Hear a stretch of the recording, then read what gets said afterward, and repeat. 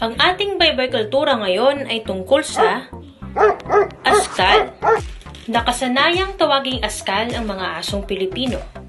Ang salitang ito ay mula sa mga salitang aso at kalye. Nakagisnan na rin na ang mga aso sa Pilipinas ay hinahayaang gumagala-gala sa kalye. Kahalubilo sila ng mga tao. Bagaman sinasabing ang mga dingo ng Australia ang lahing pinagmulan ng mga askal, hindi kasing bangis na mga naturang aso ang mga aso sa Pilipinas.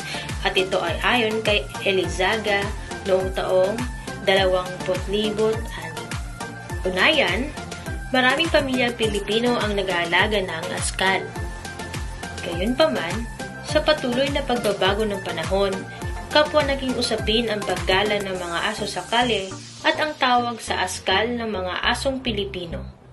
Seguridad ang pangunahing dahilan ng mga ordinansa tungkol sa pagtatali o pagkukulong ng mga aso. Noong 1998, bunsod sa patuloy na pagkalat ng rabies, tuluyang isinabatas ang pagkontrol sa mga alagang aso. Samantala, isyong politikal at kultural naman ang dahilan ng pagbuna ng salitang askal. Negatibo ang dating ng pangalan para sa iba. Tila katumbas daw ito ng kawalan ng tahanan at tagapag-alaga.